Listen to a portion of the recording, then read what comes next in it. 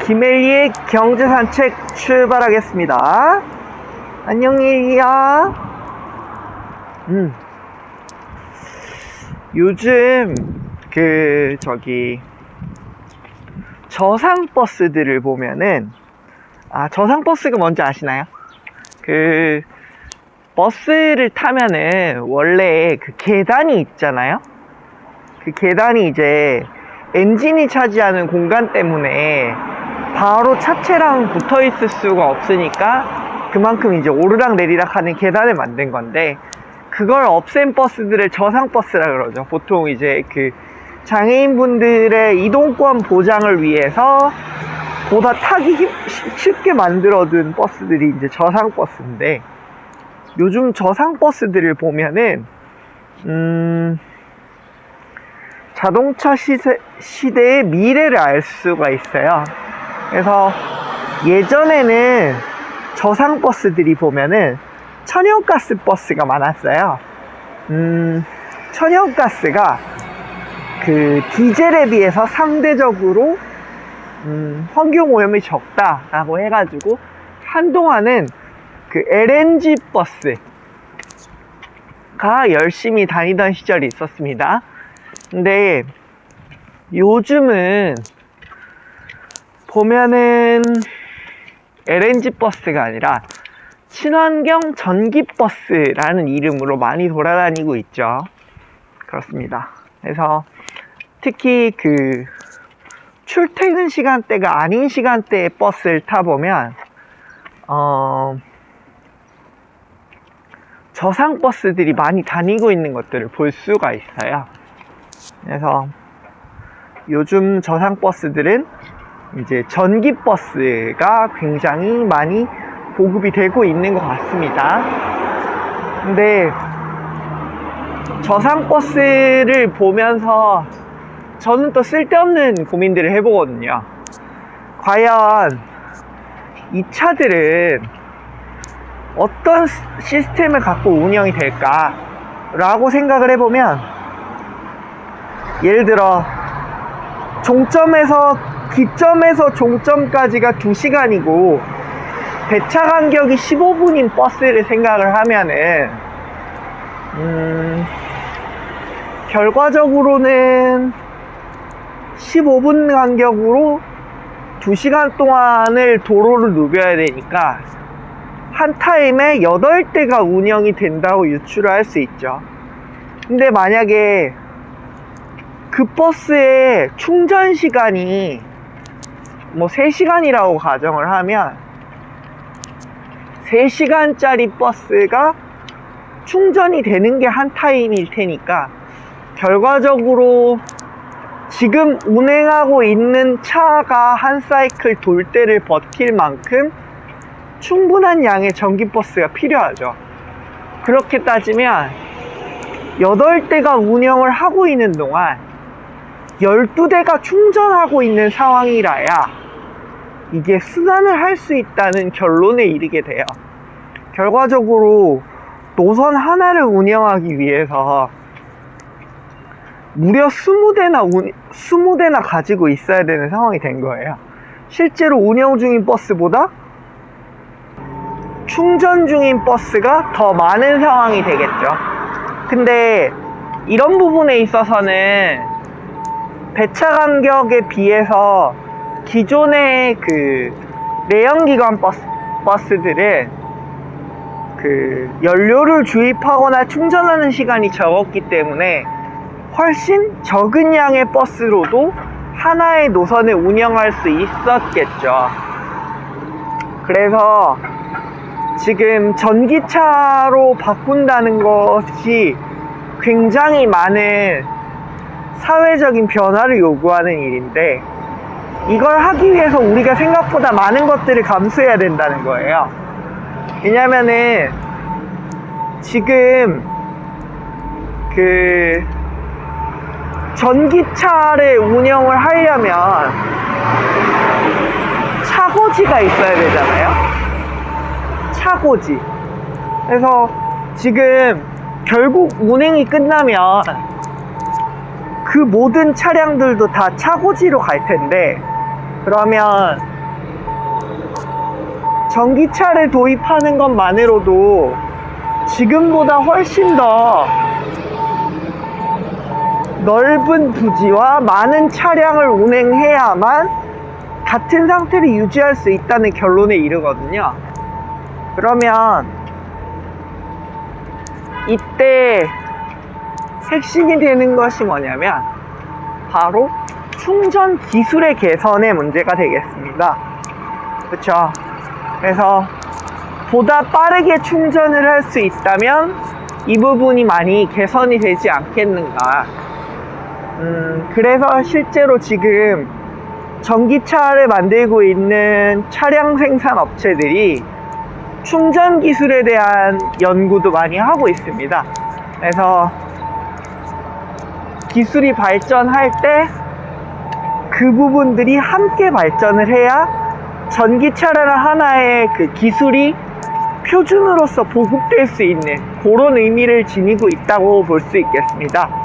근데 우리는 지금 이미 배터리에 대한 충분한 사용 경험을 가지고 있잖아요. 그러면 이렇게 생각해 볼 수도 있을 것 같아요. 야, 배터리를 충전하지 말고 그냥 완충된 배터리를 바로 교환해서 끼우고 가는 방식이 되면 안 되는 거냐 라는 문제가 될 수가 있어요. 실제로 우리는 이 생활에 되게 익숙하죠. 여러분이 예전에 쓰셨던 전화기들은 모두 배터리 교체형이었을 거예요. 지금은 배터리 교체형 전화기가 멸종한 지 약 5년 정도 됐죠. 저는 개인적으로 배터리 교체형 전화기를 쓰는 게 되게 편했어요. 왜냐면은 그러니까 미리 충전된 배터리를 들고 다니다가 그때그때 교체를 할 수 있고 그 여분의 배터리만 여러 개를 가지고 있으면은 항상 무난한 성능을 낼 수 있기 때문에 리스크가 되게 적었거든요. 그러니까 콘센트가 있는 곳이 있으면 여분의 배터리를 계속 충전을 하면서 따라가고 그걸 활용해서 내가 사용하는 전화기의 사용성을 계속 보장하는 형태로 제가 이제 운영을 했었는데, 제가 마지막으로 쓰고 있던 LG의 V20 전화기를 끝으로 배터리를 교체할 수 있는 전화기는 우리나라에서 찾아볼 수 없게 됐죠. 사실 지금 우리가 보고 있는 전기차에서도 똑같은 이슈라고 볼 수가 있어요. 만약에 차량에 장착된 배터리를 교환할 수 있는 형태라면, 지금은 일체형이죠. 차량 시스템과 결합된 하나의 시스템인데, 그것을 교환 가능한 형태로 바꾸고 그걸 바로 교환해서 바로 운행할 수 있게끔 해준다면, 생각보다 지금 문제시되고 있는 배터리 충전 시간에 대한 이슈를 상당 부분 해결을 할 수 있을 겁니다. 그죠? 근데 이 기술을 실제로 쓰는 회사들이 없냐? 그건 또 아니래요. 지금 이제 자동차 관련해서 배터리 전기차를 시도하는 기업들은 여럿이 있는데, 그러면 배터리를 분리해서 교체할 수 있는 방식을 사용하고자 하는 나라가 있습니다. 바로 중국입니다. 중국의 일부 업체들은 지금 다른 대부분의 전기차들처럼 차량 일체형으로 된 것이 아니라 배터리를 미리 충전해 둔 것을 교환해서 바로 운행할 수 있는 충전 시간이 5분으로 단축된 배터리 교체형 전기차 사업을 추진하고 있습니다. 실제로 그렇게 해서 모델도 출시를 하고 있고요. 근데 이 부분이 나름의 장점이 있겠죠. 우리가 배터리 교체형 핸드폰을 쓸 때의 장점을 똑같이 느낄 수가 있는 건데, 이렇게 생각을 하면은 생각보다 과제가 되게 많다는 걸 알 수가 있어요. 안 썼는데? 과제가 되게 많다는 걸 알 수가 있습니다. 예를 들자면 배터리를 교체할 수 있다는 말은 교체할 만한 여분의 배터리가 어딘가에 있어야 된다는 얘기가 되겠죠.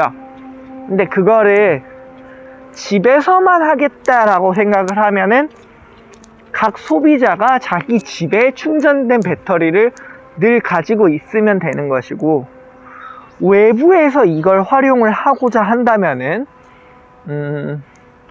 이걸 외부에서 교환해 줄 수 있는 장소가 있어야겠죠. 그러면 소비자와 가까운 곳에 지금의 연료 충전 인프라에 맞먹는 수준의 접근성을 지닌 배터리 교환소가 필요해요. 누군가가 내가 가지고 있는 배터리를 교환해 줄 수 있으려면 같은 규격의 배터리를 어딘가에서 가지고 있어야 되잖아요. 그거를 생각을 하면은 생각보다 이 간단한 문제가 아니라는 걸 알 수가 있어요. 만약에 서비스를 전 세계를 대상으로 서비스하고자 한다 라고 하면은, 구매자가 있는 곳이라면 어디든 배터리를 교환할 수 있게끔 배터리를 구비한 장소가 있어야 되는데, 과연 일개 기업이 그걸 해낼 수 있을까요? 아마도 쉬운 문제가 아닐 거예요. 그쵸? 지금도 그래서 신규 기술을 배급을 할 때는 그 기술을 보급하는 인프라를 구축하는 것도 굉장한 문제가 되죠. 그 가장 대표적인 예시를 우리나라에서도 보고 있는데요. 바로 수소입니다. 지금 우리나라에 진출해 있는 거의 유일한 수소차가 현대의 넥소인데, 그래서 현대는 본의 아니게 수소 인프라를 가장 먼저 보급해야 되는 처지가 됐죠. 근데 일개 기업이 하나 구비하는데 30억씩 드는 충전 인프라를 만든다는 게 생각보다 쉬운 일이 아니에요. 안녕. 아이고, 가자. 안 되겠다. 그래서 만약에 전기차를 배터리 교체형으로 만들 거라고 하면 배터리를 교체할 수 있는 충분한 수량의 사용자를 확보하는 것, 그리고 그 인프라를 구축하는 것 자체가 아주 큰 과제가 된다는 걸 알 수가 있습니다. 그래서 이 부분이 전제가 되려면은 표준화라는 게 되게 중요해요. 만약에 배터리 교체형 전기차를 만드는 업체들이 똑같은 규격의 배터리를 사용을 한다면, 연합전선을 나와. 야, 어디가? 너 왜 여기 오면 맨날 그래? 안 돼! 들어가지 마. 안 돼. 만약에 배터리 교체형 전기차의 배터리 규격이 하나라면 이 부분에 있어서는 되게 자유로워질 텐데, 이 부분에서는 또 다른 문제점이 생기겠죠. 누가 이 표준화를 이끌 것인가 라는 문제요. 지금도 보면은 우리가 그 비슷한 문제들을 보고 있는데요. 지금 우리 핸드폰 충전하는 케이블과 규격 이슈가 있죠. 근데 지금 보면은 4핀 케이블 쓰는 핸드폰도 있고 5핀 케이블도 있고, 저 같은 경우는 USB-C 타입의 케이블을 쓰고 있죠. 그러면 그것 때문에 우리는 지금 정말 다양한 규격의 핸드폰 충전 인프라를 가져야 될 수밖에 없는 그런 상황이 된 거예요. 각자가 쓰는 충전기 줄이 다 제각각이잖아요. 근데 만약에 이거를 표준화를 한다 그러면 누군가가 나서서 이걸 교통정리하는 작업이 필요할 것이고, 이걸 따라가고자 한다면 누군가가 자기가 했던 기존의 사업들, 그리고 기존에 추진했던 전략들을 대폭 수정해야 될 거 아니에요. 예를 들자면 내가 이때까지 사용했던 규격은 USB-C 타입인데 앞으로는 전세계 표준 규격을 5핀으로 가져간다라고 하면 USB-C 타입을 사용하던 회사들은 결국 새로운 규격으로 모든 상품을 다 바꿔야 되는 상황이 생기는 거죠. 그래서 이런 거를 누가 해낼 수 있을 것인가의 이슈가 있습니다. 그래서 만약에 배터리 교체형 전기차를 보급을 하려면 규격을 표준화해서 이걸 보급해야 되고, 그리고 그거에 맞는 배터리 인프라를 갖춰가는 노력들이 필요하죠.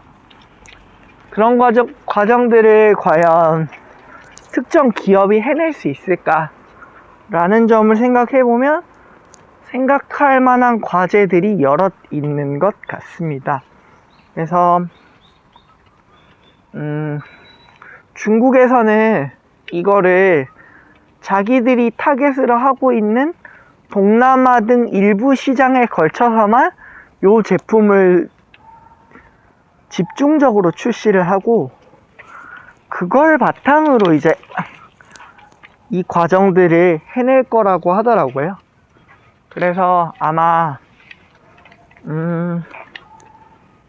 배터리 교체형 전기차 시장은 우리가 흔히 알고 있는 일체형 배터리 전기차 시장과는 조금 다른 길을 걷게 되지 않을까 라는 생각을 해봅니다. 그래서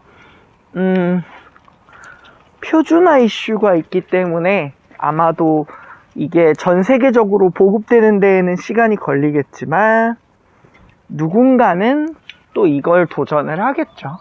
그래서 그 결과가 어떻게 될지, 그리고 배터리를 교체해서 바로 갈 수 있는 전기차의 시대가 올 수 있을지도 생각을 좀 해봐야 되지 않을까 생각을 합니다. 저는 개인적으로 1회 충전 시 배터리가 그 주행거리만 충분하다고 하면은 집에서 쓰는 거 괜찮을 것 같아요. 예를 들어 배터리가 한 용량이 한 300~400kg만 된다 그래도 가정용 차 같은 경우라면 얼마든지 경제성을 지닐 수가 있잖아요.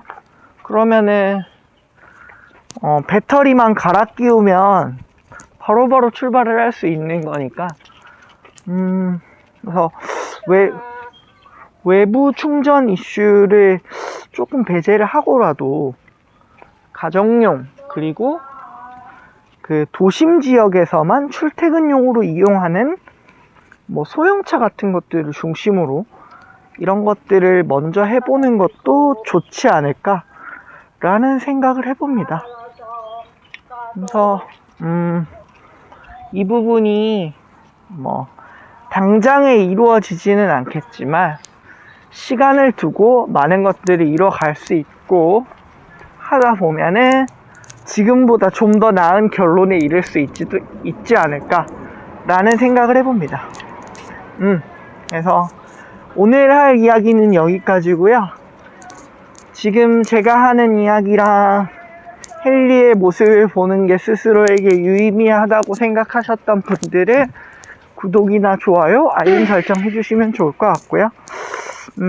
그리고 함께 생각해봤으면 하는 주제를 댓글로 남겨주셔도 도움이 될 것 같습니다. 어차피 저는 이 컨텐츠가 막 단시간에 굉장히 막 보편화될 만큼 유명세를 탈 것 같진 않지만 저는 하루하루의 생각을 기록하는 데 의미를 두고 하나의 습관처럼 실천하고 있기 때문에 앞으로도 꾸준히 생각할 거리들을 들고 헨리의 뒷모습과 함께 여러분을 찾아뵙도록 하겠습니다.